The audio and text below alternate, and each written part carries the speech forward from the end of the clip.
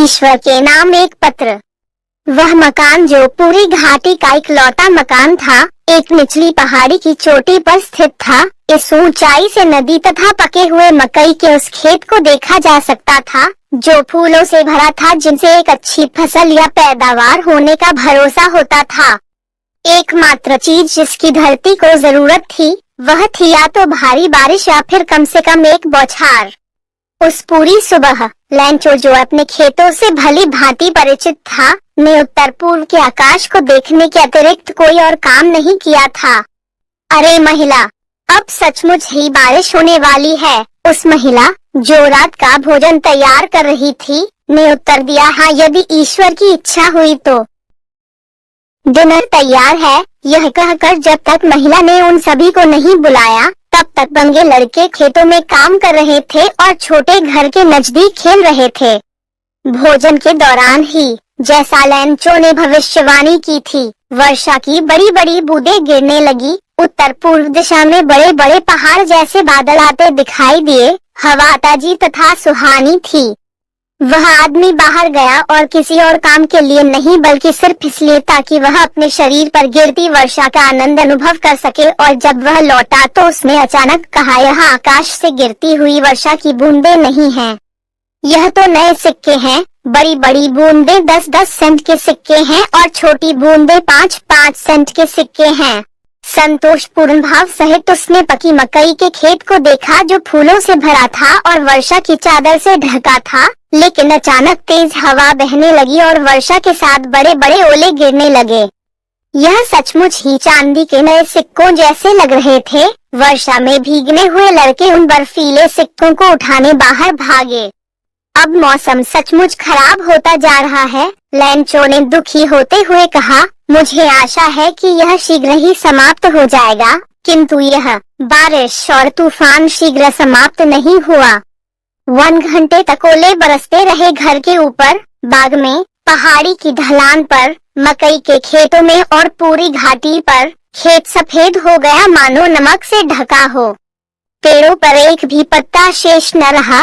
मकई पूरी तरह से नष्ट हो गई और उस पर से फूल गिर गए या नष्ट हो गए। लैंचो का अंतर्मन उदासी से भर गया।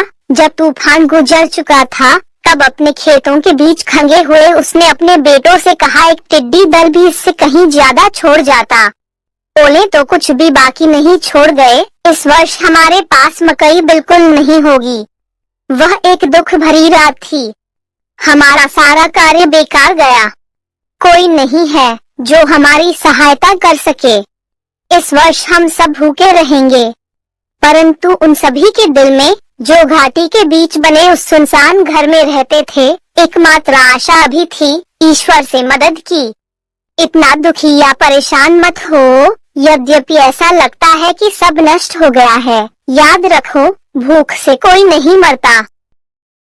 वे तो यही कहते हैं, भूख से कोई नहीं मरता। पूरी रात लैंचो अपनी एकमात्र आशा के संबंध में सोचता रहा। ईश्वर जिनकी आंखें, जैसा कि उसे बताया गया या सिखाया गया था, सब कुछ देखती हैं, यहाँ तक कि वह भी जो मनुष्य के अंतर्मन में होता है, से सहायता। लैंचो एक मेहनतकश इंसान था। वह खेतों में पशु की तरह काम करता था, परंतु फिर भी उसे लिखना आता था। आगामी रविवार के दिन सुबह होते ही वह एक पत्र लिखने लगा, जिसे वह खुद शहर ले जाकर डाक में डालने वाला था। जो वह लिख रहा था वह था खुद ईश्वर के लिए पत्र। भगवान, उसने लिखा, यदि आप मेरी मदद नहीं करेंगे तो मुझे और मेरे परिवार को इस वर्ष भूखे रहना होगा। मुझे अपने खेत को फिर से बोने, सो के लिए और अगली फसल आने तक जीने के लिए 100 पैसों की जरूरत है, क्योंकि ओलों ने। उसने लिफाफे पर लिखा ईश्वर के लिए और पत्र को उसके अंदर डाल दिया और अब भी परेशान सा शहर की ओर चल पड़ा। डाकघर में उसने पत्र पर टिकट लगाया और उसे डाक वाले डिब्बे में डाल दिया। कर्मचारियों में से एक, जो एक डाकिया था और उस पोस्ट ऑफिस में भी मदद करता था, वह खूब हंसते हुए अपने अफसर के पास गया और उसे ईश्वर को लिखा गया वह पत्र दिखाया। डाकिये के रूप में अपने पूरे कार्यकाल के दौरान उसने वह पता कभी नहीं जाना था। पोस्टमास्टर, जो एक मोटा सा दोस्ताना स्वभाव वाला व्यक्ति था, उसकी भी हंसी छूट गई। किंतु लगभग तुरंत ही वह गंभीर हो गया और डेस्क के ऊपर पत्र को खटखटाते हुए कहने लगा, कैसी आस्था है, काश मेरी भी आस्था उस आदमी जैसी होती जिसने यह पत्र लिखा है। इसने तो ईश्वर के साथ ही पत्र व्यवहार शुरू कर दिया। तो लेखक का ईश्वर में विश्वास न डगमगाने देने के लिए पोस्ट मास्टर को एक विचार सूझा, इस पत्र का उत्तर दिया जाना चाहिए। किंतु जब उसने पत्र खोला तो स्पष्ट था कि उसका उत्तर देने के लिए उसे दयाभाव कागज और स्याही के अलावा भी कुछ चाहिए होगा, लेकिन वह अपने निश्चय पर अडिग रहा। उसने अपने कर्मचारियों से पैसे मांगे, स्वयं भी अपने वेतन का कुछ भाग दिया और उसके अन्य मित्रों को भी दयालुता के इस काम में कुछ देना पड़ा। उसके लिए 100 पैसों को इकट्ठा करना असंभव था, इसलिए वह किसान को आधे से थोड़ा सा अधिक ही भेज पाया। उसने पैसों को लैंचो का पता लिखे एक लिफाफे में डाला उस पर और साथ ही एक पत्र रख दिया जिस पर केवल एक ही शब्द हस्ताक्षर के रूप में अंकित था, ईश्वर। आगामी रविवार को लैंचो रोजाना से कुछ पहले ही वहां पहुंच गया, यह पूछने के लिए कि क्या उसके लिए कोई पत्र है। डाकिये ने खुद उसे पत्र दिया, जबकि पोस्ट मास्टर वैसा संतोष जो एक अच्छा काम करने वाला व्यक्ति अनुभव करता है, करते हुए पोस्ट ऑफिस से देख रहे थे। लैंचो को पैसे देखकर बिल्कुल आश्चर्य नहीं हुआ, उसका विश्वास ऐसा था। किंतु जब उसने पैसे गिने तो वह क्रोधित हो गया। ईश्वर गलती नहीं कर सकते थे और न ही वह लैंचो को जो उसने मांगा था देने से मना कर सकते थे।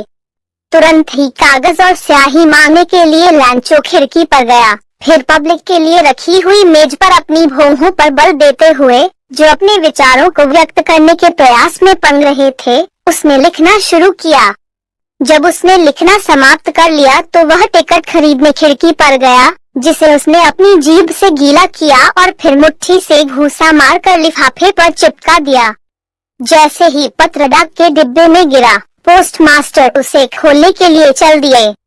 उसमें लिखा था, ईश्वर, वे पैसे जो मैंने मांगे थे उनमें से केवल 70 पैसे ही मेरे पास पहुँचे हैं। मुझे बाकी पैसे भेज दीजिए क्योंकि मुझे इनकी बहुत जरूरत है, किंतु यह पैसे मुझे डाक द्वारा मत भेजना क्योंकि डाकघर के कर्मचारी ठग हैं।